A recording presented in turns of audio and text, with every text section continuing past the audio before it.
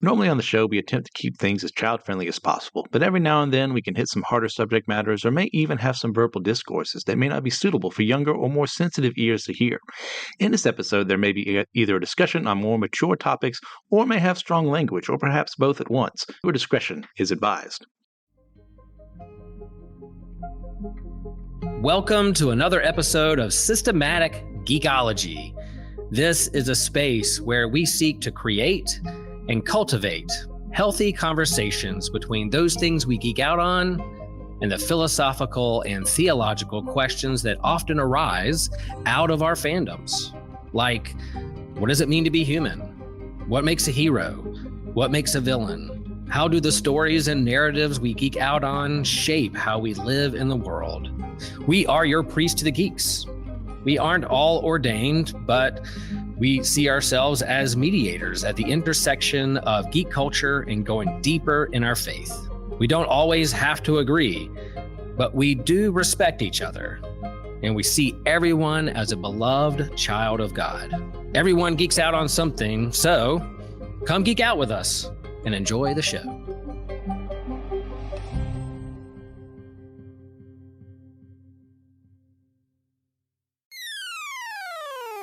You're listening to an Anazao Ministries podcast. We did a What's News, looking at what's coming up for the MCU, but now it's time for a flashback. We're going to be preparing for Captain America: Brave New World, not by looking forward, but looking back at the history of Cap, the history of Hulk, the history of Thor, and it's going to be a blast. Why? Because I'm Joshua Knoll. Who cares about that? But I'm here with someone who makes every time a good time. Ryan Doze. Ryan. A good time. That was actually the line, the bio line in my dating profile. Every time is a good time. not a great time. It's like an average time. Every time is an average time. I think I can Never hear bad. The other room being like, he's lying to all of you. Man, you know, that used to be my pitch to try and get people to go to Jack in the Box. Okay. Like, because like here's my take. This might be a terrible evil take of me. Yeah. After like a hike or something, Jack in the Box has never once, when I have gone, been bad. It's never been great. I'm not even sure it's ever been good, but it's never been bad. It is consistently okay. Yeah. You know? Well, the thing with like a restaurant like Jack in the Box was we don't have a lot of here in the Midwest, but you know what you're getting and you know what level of quality to expect. So if you're disappointed after a Jack in the Box experience, that's on you. That's not on Jack in the Box. Yeah, you just didn't know what Jack in the Box was. That's your fault. Right. Like Kim, my wife, Kim has a like similar taste with like Taco Bell. And whenever she's like, "Oh, we should get Taco Bell," I'm like, "Okay, cool, yeah, we could." I actually do love Taco Bell. Not stoked to get Taco Bell though. If you take me to like a really good Tex-Mex place, I'm infinitely more down for that. Yeah, but that's like true. Taco Bell's the Jack in the Box of Tex-Mex food, Joshua. That's my hot take. It's not really a lot of a take. But Joshua, I have a feeling you did not have me on to talk about Taco Bell. Oh yeah. Well, you know, they used to have like those Taco Bell deals when certain franchises come out. So we're actually officially sponsored by Taco Bell, here to announce. No, I'm just kidding. I wish that were true. It is not. Josh, I think the cease and desist letter is behind you. It's fine. Don't worry about it, guys. Why are people so excited that the greatest Thor podcaster in the world is here? It's because they know your legacy at Across the Bifrost. And if they don't, somehow they've been living under a rock, Ryan. You want to unpack a little bit about like, what is it you do? Like, you have two other podcasts, Give Me Church, which is wonderful, a little less relevant to this show, but we're going to have you on the Whole Church podcast, also in network with Anazao, to talk more about skipping church. So while we get you here, though, with all the geeks, unpack some about what you do with Thor at Across the Bifrost. You're right. I do want to talk a little bit more about skipping church later on, because I have listeners of this podcast might be interested in our next newest episode. I'm really excited for that one. Yeah, handsome co-host that I'm working with tonight. But yeah, there's a lot of fun. But Thor doing Across the Bifrost has been 3 years of. Honestly, I started that podcast because a friend of mine said, it was post-pandemic, we were all, every white guy that looks like me had a podcast. So we were like, whatever, let's roll the dice, let's do it. And he said, do 10 episodes about a topic you just love, and then, see what happens. So now, 3 years later, we're entering the fourth calendar year. 2025 is our fourth year that we'll be doing Across the Bifrost. We talk about new comics. We talk about older comics. We just finished up. Well, we're finishing up a series on Walt Simonson's run of Thor, one of the classic legendary runs with the character. That one's been a lot of fun. I have a few co-hosts. One that was very familiar to people here on Systematic Ecology, but Will Rose pops in from time to time and talks to us because Thor is on his pull list for comics, so makes sense that Will would talk Thor with us. And then two other co-hosts, Faz and Eric. They love Thor more than I do. Like, I'll just say that. Like, I may be the Thor guy when we go to beer camp or when I'm on shows like this, Joshua, but those two know more about Thor than I could ever hope to know. They're currently, listen how crazy this is. They are currently reading through every issue of Thor ever. And Wait, what? 70 to 100 in. I think the goal is they read it all this year. Well, let them know, in my humble opinion, if they don't also include the original Norse documents, that's not every issue. Okay, I will pass along that message. But yeah, Across the Bifrost is a lot of fun. Every so often we have creator interviews. Actually, just 2 episodes ago, we had the editor of Thor on to review an issue with us. We've got some other creator interviews in the works. I'm really excited about it. Like, 2025 is going to be a great year for Thor, and we're excited to see. We're excited to see what happens in his comics and in any Marvel related news that happens with him. Man, yeah. I am. I've never been a huge Thor guy, but you make me excited for Thor. It's usually more of like in my mind, this is so weird. Like I'll hear something coming out with Thor and I'm like, man, I can't wait to hear Ryan talk about. Like, I'm not even like, I can't wait for the content. I'm like, I can't wait for the content about the content. It is kind of funny how like that's more common than you'd think. When people are like, oh, Thor, cool, Chris Hemsworth, right? And then, they'll check out the podcast and be like, oh, that's a lot more than I thought it was in terms of just the content and what we're able to talk about. Oh, yeah. I mean, from what I understand, you even talked about Donald Duck on there once. We did, because this last year, Joshua, you did join me for that issue, didn't you? Oh, yeah. That was great. Oh, yeah. So Joshua was on this last summer, late summer. We talked about an issue, a one-shot where Donald Duck becomes worthy to lift Mjolnir, and it was zany as hell. That was a really fun episode, brother. Oh yeah. So that's the thing. If you guys like Ryan and you like Thor or anything geeky, really, you got to check out Across the Bifrost. In my humble opinion, I think one thing we do really good at Systematic Ecology is like we have a good group of hosts and we interact well. Yeah. But like, I don't think there's very many people that I could be like they have the interview skill level of like Ryan does. Like not like honestly, like as a listener, I'm like, man, you can make me interested in anything. And then also there's this thing of like when I've been interviewed by you, I'm like, man, I feel so good about myself afterwards. I'm like, I kind of like I have a bad day and I'm like, damn, I just wish Ryan Doze would interview me right now. I appreciate it, man. Honestly, like I used to take the super humble route with this, where I'd be like, no, I'm not good at it. But honestly, I thank you for saying that, because I do work really hard on it. And I enjoy talking to people. I enjoy asking questions of other people. Yeah. I mean, that's something I have to work on too. Not being like, no, I'm a terrible podcaster. Because I'm like, actually, if I call myself a terrible podcaster, that makes people not interested in the show. And so I've been... Man, guys, we're getting off the rails, but it's fine. It's fine. Evening. That's what happens in the evening. Yeah. Get friends, get together and chat. Yeah. I mean, this was really more of an excuse to talk to Ryan than it was an episode. Sorry, guys. But No, man, like I've been getting more into like the Taoist stuff that I've been interested in for a long time. And one of the things that's been really challenging to me, Lao Tzu has this like, you don't make too much of yourself or too little of yourself. And I feel like the Christian circles I grew up in is like always humility, always don't make too much of yourself. And like you're drilled into your head and you're a worm, a worthless worm. And then he's like, no, don't do either.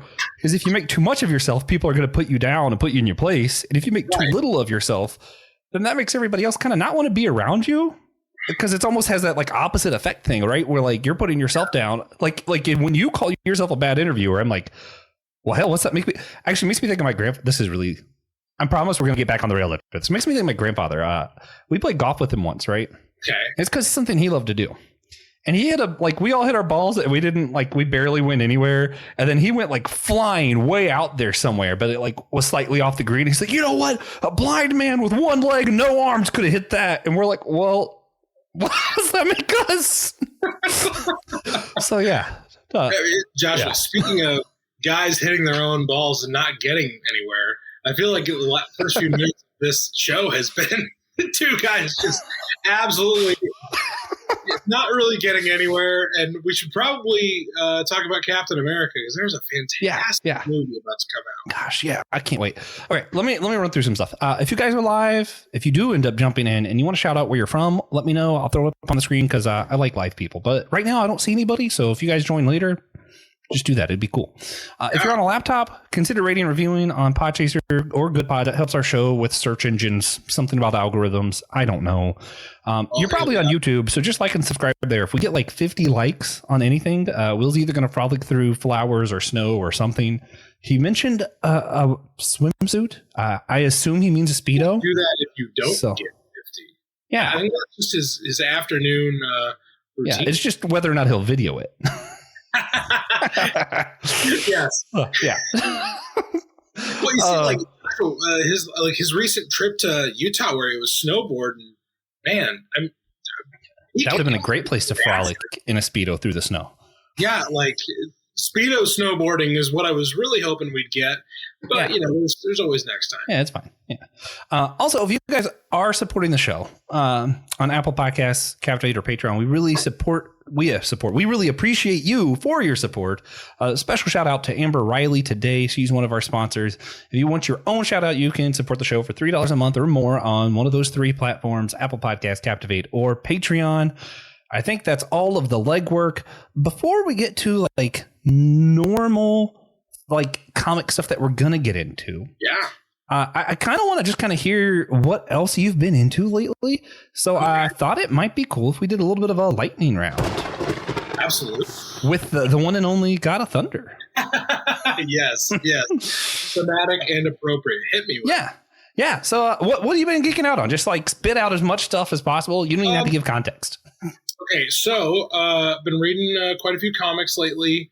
I just got caught up with the Absolute Wonder Woman series that is killer. Kelly Thompson is a master of the craft of writing comics. And also, I'm a huge Aquaman fan. I have an Aquaman tattoo. It's the first tattoo I ever got. It's all over my forearm. It's gigantic. And Aquaman just had his own book come back onto the DC line. And it's so good, Joshua. It's monster fights. It's intergalactic spacefaring pirate stuff. It's fantastic. I really am enjoying it. I can't wait for issue 2 to come out next month. And honestly, man, I've been getting hyped for a few movies that are coming out. I want to see Nosferatu. I want to see Wolfman. There's a movie coming out called Mickey 17 that I'm really hyped about. Oh. It's got Robert Pattinson in it. I'm very excited for these upcoming things because I'm getting out of the doldrums of Christmas and New Year's, and I'm kind of just okay, I have all this stuff to look forward to. That's fun. That's enjoyable. And I think I just finished my 9th or 10th rewatch of Family Guy. For the upcoming new season that's going to happen in 2025. Will it be good? My hopes are low, but I always enjoy a Seth MacFarlane joke here and there. Yeah, that's all I can think of off top. Well, I'm also a big basketball fan. So I'm repping my Milwaukee Bucks tonight. I love Milwaukee Bucks basketball too, so I guess I'm geeking out on Bucks basketball too. So that's all I can think of off the top of my head, man. Nice. Yeah, I was going to mention that Aquaman for myself too. I wasn't sure if that was part of the Absolute series or not, because like I know nothing about what's going on in DC other than the other comic I'm reading is that new Justice League that started. I'm trying to think of when it started. I know the second issue came out literally like Christmas Day or something. The Justice League Unlimited? Yeah. I've enjoyed that so far, even though I think it's been pretty predictable. It's still fun. Third issue came out today. Did it really? My boy Aquaman is in the last 3 pages. God. The last 3 pages, Joshua, if you think the first 2 issues have been predictable, the last 3 pages of issue 3 are very unpredictable. Perfect. Well, that's what I'm going to be geeking out on right after this. Also, Kingdom Hearts Birth by Sleep's like 15th anniversary just happened or something. So obviously the creator was like, hey, remember all these crossroads? That's going to be significant for Kingdom Hearts 4 that like if we follow the trajectory, it'll probably be in like 10 years when that comes out. But naturally, I'm like, well, I got to play every single game and look for these crossroads now. So I've been doing that. Planning maybe a potential episode with Nick Polk and some people that I've been meaning to invite Ryan to, but I kept forgetting. Come on. Nick Polk's overrated if you personally ask me. Well, he's so nice, so charming. And he is very nice and charming. We get it. Handsome, you know? But no, we started a Nick Polk cult on the show. I don't know if you've been paying attention to that. Yeah. TJ, I don't know why Nick came up out of all reasons. Like I used him as an example when we were talking about Dead Space and the cult in there. And for some reason I used him as an example and TJ was like, yeah, so the Nick Polk cult. And I'm like, sure. And then that just keeps getting brought up. So I guess we're starting that cult now. Yeah. But no, for real, have him. Josh Patterson might be involved. We're unsure. I'm going to invite Ryan as soon as I remember to. Actually, I guess I'm inviting him right now. Gosh, you're bringing up some of my least favorite people in the whole world. No, but we're going to be doing an episode on the Alias comics from back in the day in the Jessica Jones Netflix series. Okay. Because it was inspired by a whole church episode, weirdly enough, where they're talking about love and controlling and whether or not all loving God can ever control someone. And I'm like, well, you know, Mr. Purple, Mr. Kilgrave there has got a lot to say about whether or not you can both be loving and controlling. So we're going to talk about it. Coercive love of God. Is God like Kilgrave? And I hope not. I really hope not. Also, what a bad guy name. Whoever came up with that was like, I know the baddest bad guy name, Kilgrave. It's perfect. But no, so I'm excited about that, getting into those again. Also been trying to catch up on the current, or I think it's still current, Swamp Thing run. God, there's a lot there and it's dense. The problem is the same problem I had when I tried to catch up with Ice Cream Man, where like I would read something and every now and then there would just be an issue that hit you and you're like, well, I can't keep binging. I literally have to stop and breathe right now. Yeah. I honestly, dude, one of the last times we talked, we got around to talking about our mutual love of Aaron Sorkin shows, watching The Newsroom. I'm like 4 episodes away from being done with The Newsroom, and I got to that episode where, yeah, dude, you talk about The Newsroom without me, there will be fisticuffs. I'll find wherever this new house is. I've also been geeking out on my new house. No, truly, this is like the weirdest geek thing, and we'll end the lightning round. I've been dying to get my Indiana Jones poster behind me again. I've done way too many recordings without Indiana Jones behind me. Absolutely. I need him having my back. And like all of the memes on my Instagram right now of Elon Musk followed by Harrison Ford doing the I hate Nazis. I'm like, I've lived for the day where this would be relevant. I just wished it wasn't, relevant. Oh man. But now, time for the main event. We got to get ready. We have to get ready for the new Captain America movie. And what other way would you do that other than reading like a Thor comic? Right? Yeah. So I got 2 picked out that I thought would be fun to talk about. That we're gonna get into as much as we can. Yeah. Hulk number 5 by Jeph Loeb. And then we're also going to talk about Thor 390 by Tom DeFalco. Also, there's like whole teams on there. That's just like, if you look up that name, you can find out all the other information. So like having a name associated with it helps me. Listing all the names just gets too much for my little head. But let's start with Hulk, actually, since that's the one you recommended me when I was like, hey, Red Hulk, Thor, did this ever happen? And you were like, oh, there's an action-packed comic. Let me tell you all about it. You want to unpack some of this? What is Hulk number 5, issue 5 all about here? So this is, and I'm by no means a Hulk expert, but this is a really fun run because Jeph Loeb, anybody who knows this name from comics, he's probably most famous for the Batman Hush story, but he was doing this run on Hulk, and no one knew who Red Hulk was yet. Like, it hadn't been revealed that Thunderbolt Ross was Red Hulk. So different people are trying to take their hand at stopping this Red Hulk. And this issue, it comes after issue 4, where in San Francisco, Red Hulk has stopped the Green Hulk, the original Hulk. And Thor shows up in the last page of that previous book and says basically, dude, your rampage stops now. I'm about to whoop that ass. And so this issue is an entire fight between Red Hulk and Thor, and so many crazy things happen in this fight. There's very little dialogue in the first half of this comic because it's just a smash 'em up issue.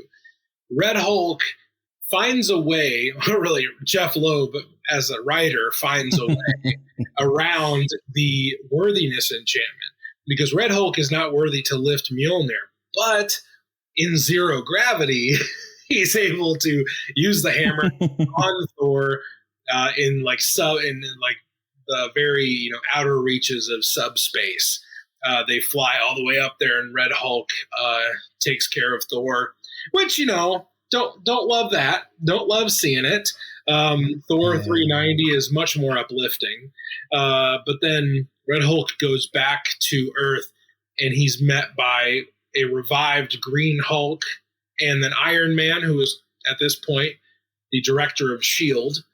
after the Mark Millar Civil War story, which is, I believe, I've told Joshua this in the past, Civil War is my favorite event that Marvel has ever done, and because it's always relevant. It's such a great story, and Mark Millar is such a great writer. But yeah, he's met by Iron Man, and Ben Grimm is there. Listeners of Across the Bifrost will know I'm a huge Ben Grimm fan. Love the Thing. Joshua, the Thing is a top 5 Marvel character for me, and it's not even really close. Like I'm a Ben Grimm fan. So that's how he's slowly making it up there for me. Yeah, after that one like miniseries, was it last year, the year before, or something like that?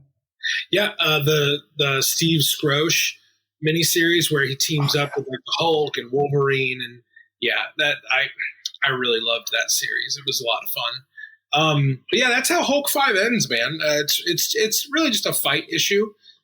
Meanwhile, they're trying to unravel this mystery of who is the Red Hulk. Yeah, going in without any context, just reading the one issue, I was like, this is fun. Until like both of these issues have some weird stuff that they do with Mjolnir that I'm like, okay. Red Hulk just goes, as long as Thor's holding hammer, I jump in space. Yeah, hammer have no weight. yeah. I mean, and he just literally just jumps to space. It's so simple that it's genius. Yeah. I am trying to figure out some stuff about Red Hulk. I remember seeing the different colored Hulks. This is weird. In the animated series, like the 1980s animated series. Okay. And they're like bits and pieces I remember from that seem to not necessarily carry over to like other stuff. So I was under the impression that like Red Hulk was like angrier Hulk, stronger Hulk kind of deal. And this just kind of seems like he's just a Hulk, but red instead of green. Right. And by the way, Josh, I don't mean to comic book guy you, but Red Hulk was created like 15 years ago. So I don't know what you were watching. I think it might have been. Was it Hulk Agents of Smash? No, there's a. That series is awesome. I'm gonna look up what this was. Okay, cool. Red Hulk I think Red Hulk has grown and matured in the characterization. But yeah, I mean, it seems like it started out as more just an angrier, different color-coded Hulk. But now, like Thunderbolt Ross being the Red Hulk for so long, I think they've really kind of distinguished the characters well. It'll get to a suggestion later on if people want to read more Red Hulk. I have a suggestion of something that you could check out that really highlights the difference between Bruce Banner and Thunderbolt Ross.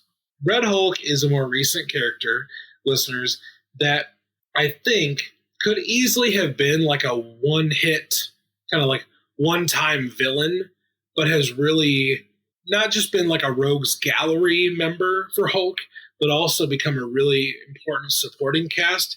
Because often Red Hulk pushes Thor in a way that other people either can't or other people won't, especially in the Hulk Agents of Smash animated show, which is, again, a fantastic version of this character, voiced by one of my favorite voice actors of all time, Clancy Brown, famous for so many different roles, most famously Mr. Krabs from SpongeBob. But yeah, that's a great thing to check out if you want more Red Hulk.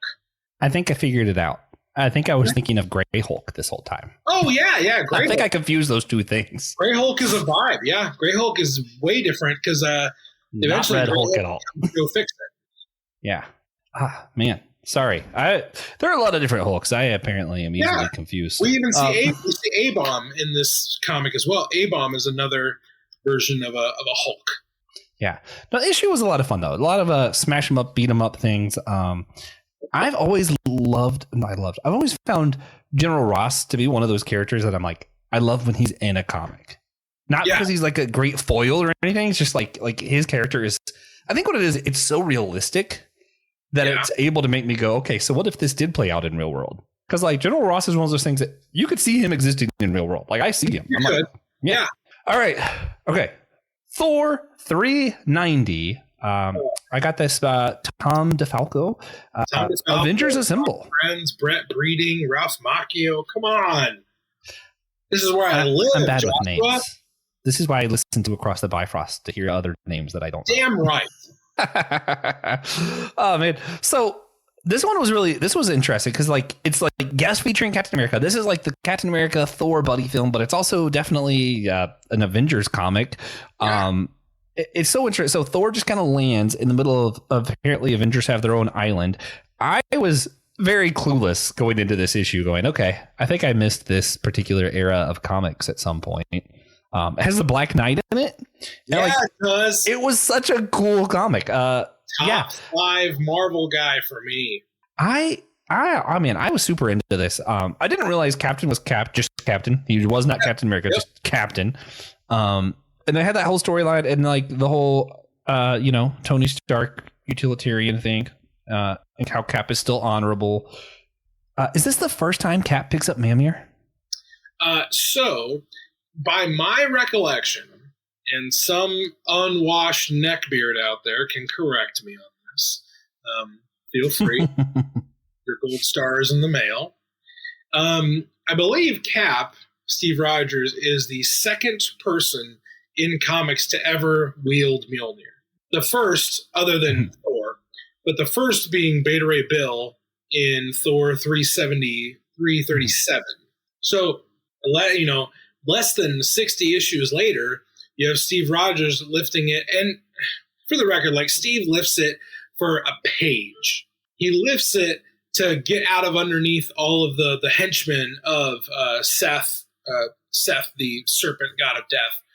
His henchmen dogpile him, and the hammer helps him get them all off him. And then he immediately throws it back to Thor. So it's not like we see him just hucking it around and bashing people in the face with it. He's really just trying to get the hammer back to Thor. But Thor does make it very clear, like, the reason you were able to lift it is because you're worthy, Steve Rogers. That's why. And they have a good conversation at the end of this issue about worthiness and how Steve has kind of joined a fraternity of very few. So by my count, Joshua, Steve Rogers is the second person other than Thor Odinson to carry Mjolnir at this point in the continuity of comics. Man, that's cool. Yeah, and I love how it happened too. And it kind of ties back into our little bit of rambling that we did at the beginning of this. Yeah. Because he wasn't even like, I know I'll be worthy. Let me lift this. He was just like swamped. He was like, wait a minute. I shouldn't be able to lift this. Only people who are worthy to be Thor are. Here, Thor. And I'm like, wait, hold up. Like, obviously you picked it up. You should know at that point. Just like, oh, hey, I guess I'm worthy. That's cool.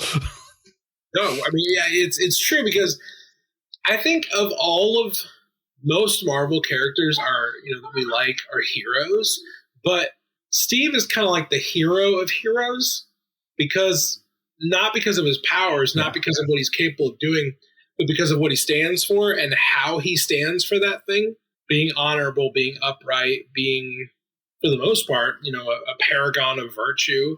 I think it makes total sense. Yeah. So, I'm going to let you unpack a little bit more because I feel like I just started jumping in and talking about it. But for me, the action part was cool. Thor showing up and being like, why is the world so freaking different now?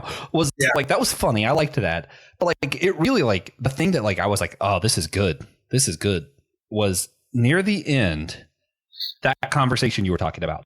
Like, I loved that, especially because it's like, Thor's like, wait a minute, Iron Man's my friend, but Cap's my friend. If they don't agree, who could possibly be right? And it was like, also, this was a very campy episode. Like, and the bad guys were when I read them, I was reading them as like the bad guys in a He-Man show, like that was the voices that were happening. Yeah, like that is literally the voices that I read that in. Really? But like that conversation at the end was still pretty impactful. And it gets to what I love about Captain America, which is what I want to see in this movie that's coming up. So I'm tying it to the thing, guys. There you go. Captain America, even when it's Sam Wilson, one of the things that he embodies is this virtue that I hold on to a lot of like, hey, just because the end might be good does not make the action good. Yeah. And he always stands by, we do the right thing in the moment that we are in. And for me, this gets a little complicated with like weird metaphysics stuff because I'm not sure time is real. So I think the moment that we live in is the only moment I know exists. So I'm going to do the right thing in that moment. Yeah. Because that's the only thing I know exists. Yeah. I think that gets to like, for me, doing stuff because you think the outcome is good means that you are that certain you know what the outcome will be, what the future holds. And to me, like that just takes like a crazy amount of arrogance, which fits Iron Man's character, but it's also why I'm like Iron Man bad. True. And it's why Iron Man and Cap always kind of like butt heads there because Iron Man's like, here's what the outcome will be. And Cap's like, we don't know the outcome. Let's do the right thing right now. Yeah. No, I think that's a really fair critique, especially a critique of this at this time in Cap comics. You notice Cap was not Captain America. He was the captain. Yeah.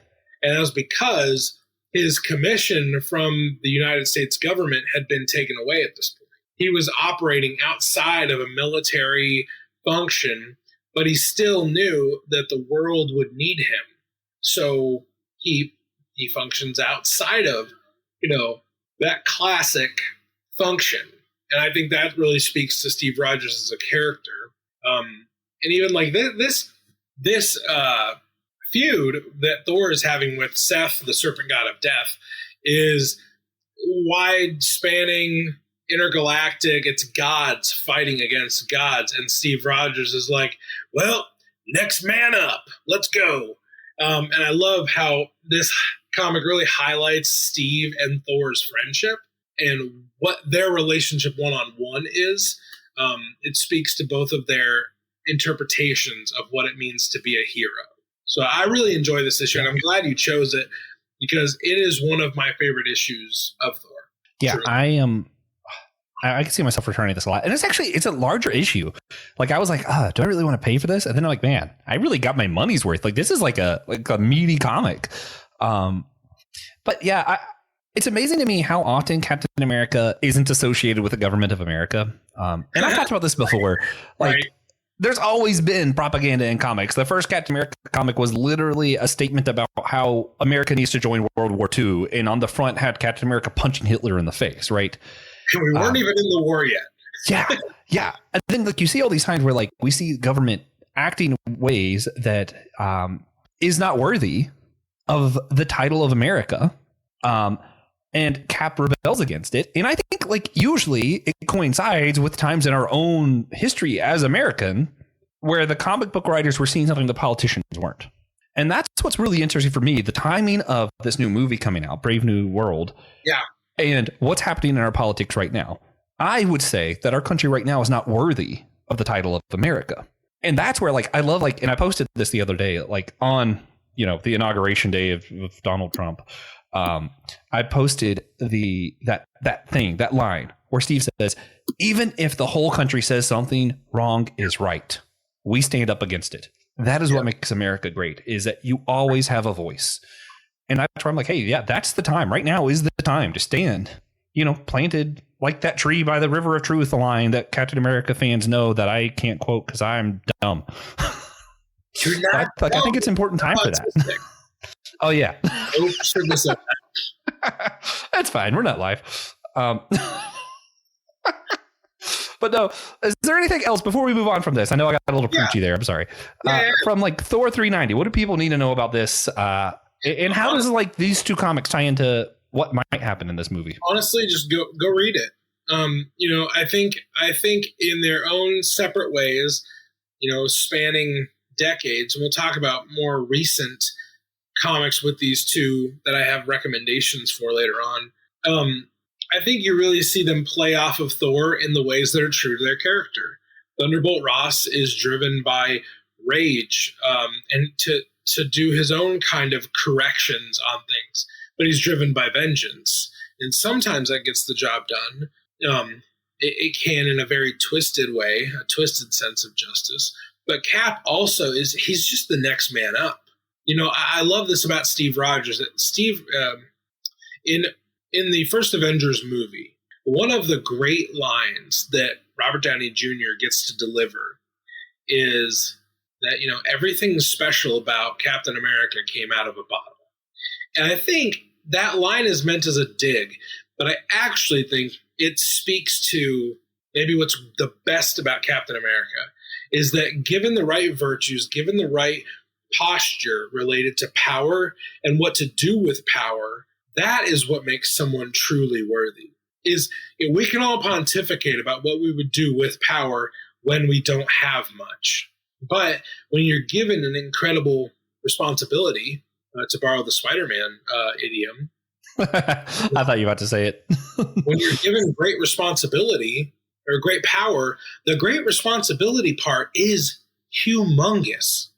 And I think Steve Rogers allows us a view of what it looks like when you are responsible with power. And Red Hulk shows what happens when you are irresponsible with power. And I think, we have a little line in our outliner notes here, how does this speak to the themes of today? I think it couldn't speak to the themes more of what happens when people with great power, with great influence, with great potential are irresponsible with the power, the influence, and the potential they're given. I think it speaks very, very loudly if you're willing to hear. And there was that thing in the Bible where someone said, like, if you have ears, let them hear, whatever. Yeah, Jesus. No, I like what you did there. And I think that's really relevant. And that's one of the things that's interesting is super soldier serum. It could either make a good man great or a bad man terrible, right? Like that's what we saw in Captain America First Avengers. So you see where where in that first film, Red Skull happens, and from the same formula, Steve Rogers becomes Captain America. And I think what's interesting, what I'm excited to see with Red Hulk, is we've seen what happens when Bruce Banner is Hulk and like that righteous anger monster, like point him in the right direction. We're going to get the bad guy. But what happens when it's someone who isn't as just good? I mean, I know that's like a light word, like a non-highbrow word, but just good as Bruce Banner. What happens if that person gets the Hulk out, Right. I think it's going to be interesting to see what the MCU's version of Thunderbolt Ross as Red Hulk will be, because we know at this point Harrison Ford's portrayal of Thunderbolt Ross is going to be he's president at this point. So How are they going to walk that line? What does Thunderbolt Ross want to do? And then how does the Red Hulk either contradict or confirm those desires of what Thunderbolt wants to do with his power at this point? Because keep in mind, eagle-eyed Marvel fans, Thunderbolt was the one, I believe he was the Secretary of State at the point of Captain America Civil War. And he's the one that insists that they sign the Sokovia Accords, which is essentially the MCU's version of the Superhuman Registration Act from the Civil War comic. Yeah. So I'm interested to see how Thunderbolt's politics within the MCU have either changed and matured, or if he's become more entrenched in that very heavy-handed, authoritarian kind of mode of thinking. Yeah. And we're going to get to some of the actors too. When it comes to General Ross. But I love, okay, first off, we have to say I am sad about William Hurt, right? It's sad that he passed. And I'm unsure if they should have recast him, but they did. And I like that Harrison Ford was the choice because this film is now set up where we have a new Captain America. And one thing that the movie can do better than the comics is we can actually move forward. Whereas comics, it's going to keep going back to the same characters because it has to. Right. But the movie is able to move forward. So we have Sam Wilson is now Captain America. We have a black Captain America who doesn't have the super soldier serum going up against Hulk. And it's not just Hulk, it's Harrison Ford. And to get a little bit meta, all of us are like, wait a minute, Harrison Ford, isn't he America? Like we think of like Air Force One. We think of like a Clear and Present Danger. Like this man represents, like he represents what we think of as like American movies. And he's going to be the bad guy who's also the president during a new Captain America rising up. And he's probably is going to get to some of the Sokovia Accords, and it's probably going to sound a lot like immigration laws. I'm excited to see where that goes. Yeah. But real quick, did you want to go through some of the history of like other people who've played General Ross? Because I know you wanted to talk about Sam Elliott. I never miss an opportunity to talk about Sam Elliott. Sam Elliott, William Hurt, and Harrison Ford are all the men that have brought Thunderbolt to life on film.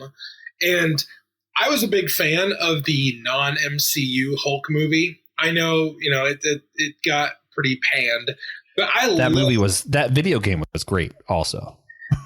I loved Sam Elliott as Thunderbolt Ross. I feel like, his voice, he carried himself well. He looks the part. And then William Hurt just his Thunderbolt Ross got better as the MCU went along because he was able to kind of tweak and shift the character. I'm not looking for Harrison Ford to feel like those men because they were very military in their approach to the character. And I don't think Harrison's really going to have that opportunity because he has to play Thunderbolt as the president. I'm interested mostly to see how the motion capture comes across, how the Red Hulk part comes across, because I have a feeling we're not going to see how much of Harrison Ford as General Ross are we going to see, as opposed to how much Red Hulk are we going to see? Does that make sense, Joshua? Did you know Systematic Ecology has a YouTube channel? Now you do. And while you're there, you can see exclusive stuff like our comic book catch-up series, Manga Mustard, Drinks with Tejas, the companion series to our annual theme. You can go Friday Night Frights with me, where I go through cryptozoology, ufology, and more. You can also go to see Spidey Swing-Bys, where I'm doing every chronological appearance by release of Spider-Man from Amazing Fantasy 15 all the way to the modern age. You can also find exclusive shorts on YouTube there, as well as other bonuses for extra episodes that we do that don't end up on the podcast proper. So I want to see you over there on YouTube. Yeah, I'm torn on that because part of me feels like watching commercials that it's like this is a Harrison Ford film featuring Captain America.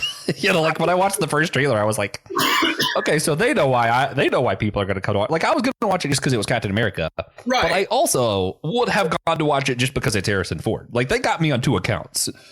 Sure. Yeah, I don't know. I'm really interested. I love that. I can't think of many other times that Harrison Ford's been a bad guy. So this is exciting for me. I'm excited to see how he does it. Yeah. And you've seen the General Ross character kind of evolve. Like you mentioned, like he started off, he's just the military guy. He gets more into politics. He's like the Secretary of State during Civil War. He pops up during, is it Infinity War or Endgame? I think it's Endgame. He pops up. And that's the one that really showed to me why he's going to be a villain. Because the rest of the time, it's like, oh, he's just a military guy who is afraid that, hey, maybe Hulk is dangerous for the population. That's actually a valid concern. But then you get to Endgame. Yeah. But then you get to Endgame and he's like, wait a minute, Cap, we got to lock you up. It's like, hold up. Aliens just came and like effed up the whole world and you want to stop and arrest the superheroes? Like, come on. Yeah. And that's where I'm like, oh, this is why he's a bad guy. He is so set and things have to be according to the law, according to the rules. Legalistic, if you will, to trigger my Christian friends. But, I'm like, that's who he is. And then that guy becoming president right now during like what's happening in America, that's what we're going to release in this film. And Harrison Ford is going to be the face. I'm like, oh, well then, hot diggity. Let's see where this goes. I don't think it'll have any real world ramifications, but I do think it will be a good example of art imitating life. And I'm excited to see how the portrayal comes across. There's always a section of Marvel fans and really just people who want to fight culture wars. Yeah. There's always a portion of them. They're gonna get butthurt no matter what happens. But I'm going to see an action movie. Like let's be clear. Like, America Brave New World is going to be an action movie, but also I'm curious to see how much commentary there will be, how much current events commentary, how much cultural commentary there will be. If there's none, awesome. I like action movies. But if there is some, I want to see kind of what a big corporation like Disney is willing to say about like a character that they could go some interesting creative ways with it. Yeah. Yeah. Well, and that's where like, for me, the thing that makes me hopeful that they go somewhere that's actually interesting is because of my personal favorite. And I know this is like a bad thing to say, apparently. My favorite of the MCU shows, The Falcon and the Winter Soldier, shouldn't surprise anyone. It's Captain America. Why is that a very low bar? This is like no one's favorite. Everyone's like, no, it's supposed to be WandaVision, or that show's not that great, or what about Loki? And I'm like, I mean, I like those other shows. For me, I think what it is I love political commentary and I love thrillers. And this is both of those things. So I'm like, I love this. Screw what other people like. I love the show. It was awesome. God, I thought so too. In that speech that Sam Wilson does near like that last episode, and he just calls out all of America. And I'm like, oh, this guy's going to be Captain America. Yeah. And right now, I think I need that Captain America. Yeah, no, I'm sorry. I need him more than Steve Rogers. Josh, don't apologize, man. Sam Wilson. Oh, I was apologizing to Steve here. Sam Wilson is a strong character. Like, this was also at the time, like when Sam Wilson was first cast as Captain America in comics, that was around the time that my girl Jane Foster picked up the mantle of Thor. Oh, yeah. And people got, oh my gosh, all sorts of out of shape. It was just like, hey guys, like, I know it's hard sitting in your basement when mom won't bring you down the food you like for video game time. But you might have to put on your big boy pants and fucking get over it and let these creators tell their story. And Sam Wilson is a great character with a long heritage going all the way back to the 70s. So before stupid comes out of your mouth, maybe look at the character in his context. What has the character always stood for? Sam Wilson is a great, great choice for Captain America. And I think Anthony Mackie is a strong actor who believes in his part. He believes in his role. And I think he is going to absolutely crush this movie because he crushed the series. The series was awesome. And like, it did have that like Jack Ryan, like political thriller kind of undertones. I love those type of shows and movies because they make me think. And they also have that action component, which is a lot of fun. But that series is really good. Yeah, I love what they did with the Flag Stomper character, who's now characters, and Flag Carly. Stomper. Great. Now, here's where all comic book guy. Up. Okay, here we go. Flag Smasher, man. Come on. Oh, Do you even like Marvel, man? do I even like Cap? I suck. Come on. But also, Baron Zemo was fantastic in this series. But that's not really relevant to the new movie. It's Daniel Bruhl necessary thing to say. as Zemo was a vibe in that show. So good. Yeah. Man, okay. I loved Captain America: Symbol of Truth, 2022 through 2023. And I'm trying to remember who was it the new Falcon. Do you know who that is? Joaquin Torres. His name? Yeah, okay. I couldn't remember his name. Yeah, I loved that character and kind of seeing how much racial commentary they were able to bring out of that. And even some of the earlier Sam Wilson stuff with him and Steve Rogers disagreeing on the border. And I'm like, oh yeah. They could go, if they're going to stay comic accurate, they could get really political with this. And I would love it personally. I don't think they go too far that way. What's best for the bottom dollar. And I hope that what's best for the bottom dollar is not being cowards. Yeah. Well, also, yeah, it feels disingenuous to be cowardly about a Captain America movie. Like, the whole point is standing up for truth. Like, that's literally the point. Yeah. Oh, man. And yeah. So I think watching that series really is probably going to help you get ready for what's going to happen here. There's a lot of things that I would like to see loose ends tied up in this film. I don't know what they will and won't do, but I'm excited for the film. I love Sam Wilson. And even I like She-Hulk a lot, and some of what they've done with the Hulks in general. I don't want to spend a ton of time on this, but it is relevant since we're going to have the Red Hulk to kind of contemplate, like, what are they going to do with this Hulk? Because you see She-Hulk and Hulk are both now able to, like, be like normal people who are also Hulk-sized. Yeah. Abomination did not have that ability.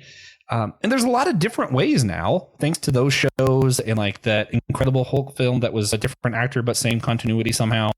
Like, there are a lot of different ways that Red Hulk could have happened. Right. But so far, all the Hulks have been green. So I'm still not sure why we have Red Hulk. Yeah, no, I think is that comic information? Is that what? Is that like comic book ready information? Like, could I just read enough comics and I would know why he's red? You know what? That's a great question that I don't have a solid answer on because I'm not a Hulk expert, Joshua. I know how Jennifer Walters becomes the She-Hulk, but I should have done that one extra little bit of research. I should have too. I can speak to this though. I was one of those fans. I was one of those cisgendered straight men. Sorry, there's only two genders now. I forgot. I'm a straight white guy who loves rom-coms. I could not get enough of Tatiana Maslany as Jennifer. I loved the She-Hulk series. I thought it was so entertaining, so fun. And, all the little nitpicky things, I'm like, yeah, I'm going to get over that pretty fast because I'm an adult and I got stuff to do. But I really enjoyed how meta that movie went. And I'm wondering if any part of Brave New World will play with that kind of meta narrative of the Hulks being fueled by rage and how do you handle rage. I would love to see, we have a little thing in our notes here about cameos we'd like to see, Joshua. I would love to see Tim Roth reprise his role as Abomination. I thought he was fantastic. And Tim Roth is good for the movie business. I really enjoy when he shows up and stuff. Yeah, I really like the She-Hulk. Like, I don't know if I would say love. I enjoyed all of it. I thought it was really funny. The overarching plot I thought was okay, but like, it's a sitcom. I didn't expect it to have like the greatest overarching plot of all time. I expected it to make me laugh, and it did. Like I came for laughs. I got laughs. Oh no, that's what it's there for. Right.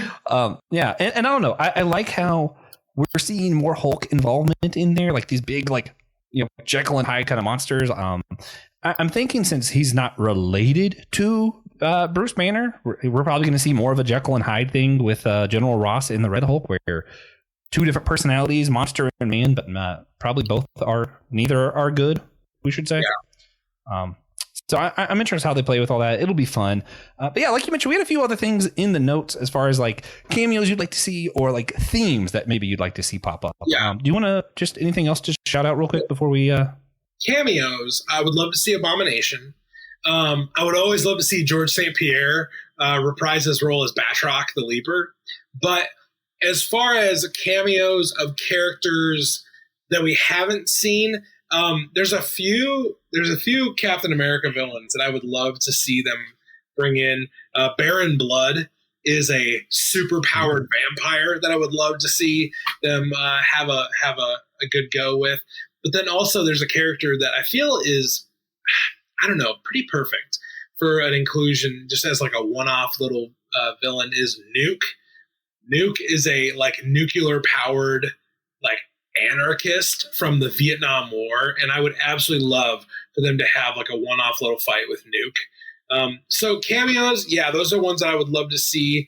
And who knows? Maybe let's get a Steve Rogers cameo. I'm hopeful. I love that Serpent Society are in this movie. I think Serpent Society are a really fun group of villains, but watching them in their MCU version will be interesting. Yeah, for sure. I would love to see a She-Hulk cameo. Yeah. Also, what I want to see end credit scenes that are meant for the geeks again. Because what happened was like mainstream, it got too mainstream, and they started making the end credit scene something that like everybody understood. But like, yo, I remember back when we were like, oh my god, is that Thanos? And everyone was like, what are you talking about? And I want that. Like I want it to be like, this is Black Knight, and me and Ryan those are like, yeah, and everybody else in theaters like, bitches, huh? Yeah, that's what I want. Or like a Venom. I guess more people know Venom now.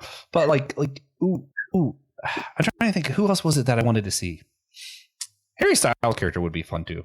Yeah. Star Fox is an interesting character, and you got to be really careful with how you portray Star Fox because his main power is he gets people to fall in love with him. He's very coercive. I'd like to see David Tennant show up as Kilgrave for absolutely no reason. No reason. That would be great. No reason he's just there. He's just walking past the White House to make sure we all remember he exists. Why not? Yeah. But as far as like themes, I want it to hit the immigration. I want to hear Harrison Ford say, "Make America Great Again" or something along those lines. My God. I want them to draw some comparison where we know these are the bad guys and Sam Wilson is here to fight them. I don't think I want Harrison Ford to say that. Probably not. But I'm surprised he agreed to be a bad guy in a political movie at that. So you've said that a couple times, and I just want to push back on it a little bit. I don't think Red Hulk is the big bad of this movie. I think Giancarlo Esposito's character, Sidewinder, is the main big bad because he's the leader of the Serpent Society. Also, Timothy Blake Nelson's character, Samuel Stearns, the leader, is going to be in this movie. So I think Red Hulk is going to be like the main antagonistic force, but I don't think he's the mastermind.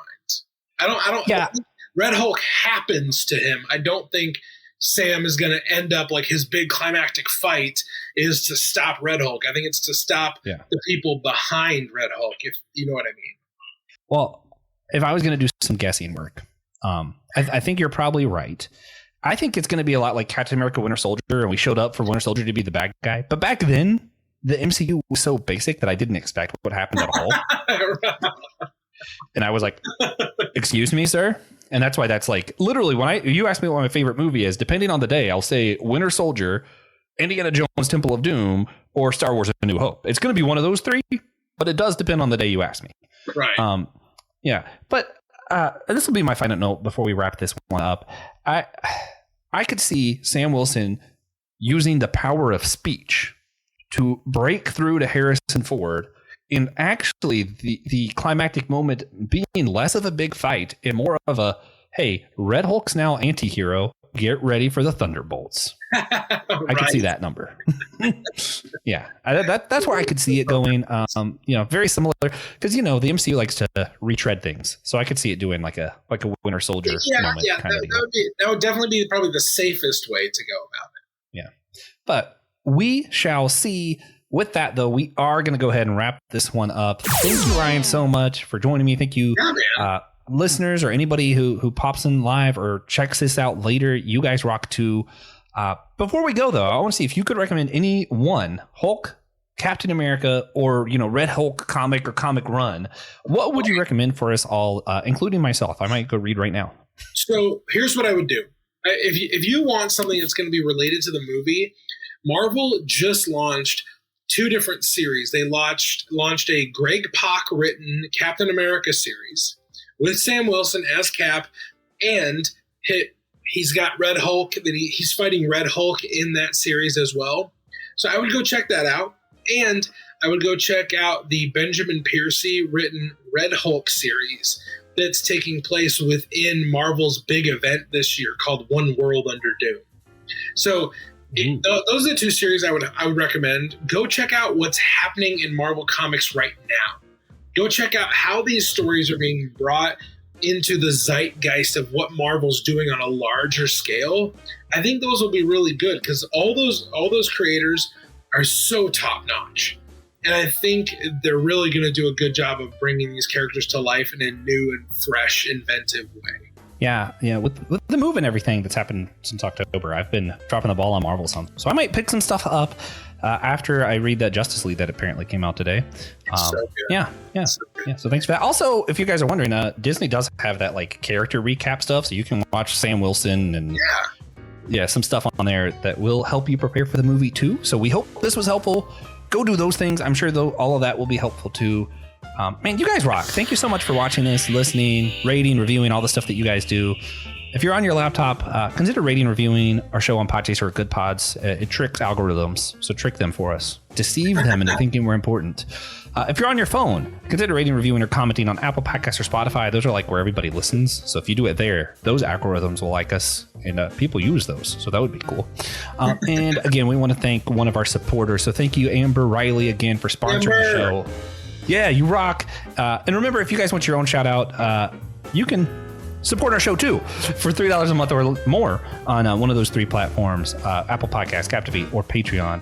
And guys, we need you to do one really important thing for us, and remember that we're all a chosen people, worthy of the title Geekdom of Priests.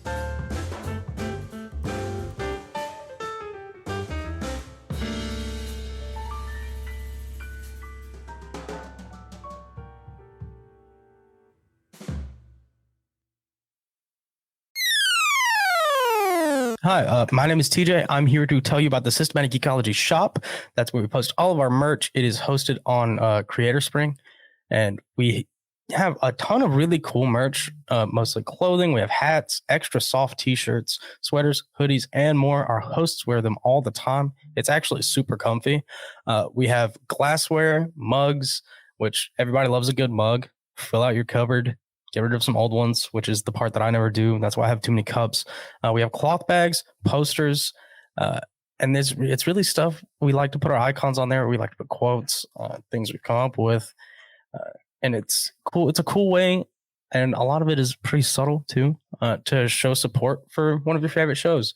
And my personal favorite is actually our SG dad cap, which I haven't been reluctant to buy it because now I have to wear hats at work. And then I get tired of wearing hats, but it's really cool. It's really understated. It is our logo right here. And then it says Systematic Geekology on the back. It's great. It's a really good hat. We have a few of them floating around. Check it out. And if we could all just rock the SG dad cap in public, I think that'd be pretty sweet.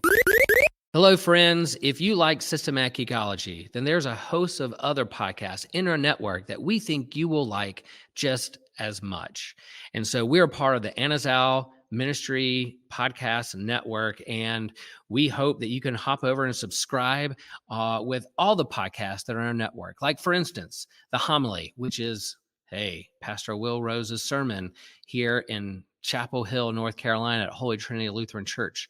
You have another podcast called The Whole Church Podcast, the OG, the originals, the beginner of it all. Yes, Joshua Noel and TJ working for unity among the church and having great conversations with the wide spectrum of those who are involved in Christian ministry and the church. You have My Seminary Life by Brandon Knight, who's discussing what he's learning in seminary, what's He is learning his theological studies and bringing to the surface those big things that we're wrestling with and thinking through theologically in the church and beyond. There's the Let Nothing Move You podcast from Christian Ashley, who is walking through the Bible in a very Bible study type fashion and walking through the biblical narrative. You have Dummy for Theology. I don't think Joshua is a dummy, but hey, he's going to lift up theological themes that he's thinking about and wrestling with. And maybe there's not a lot of answers, but there's definitely a lot of great questions out there that he's lifting up with some great theologians across the whole spectrum of Christianity.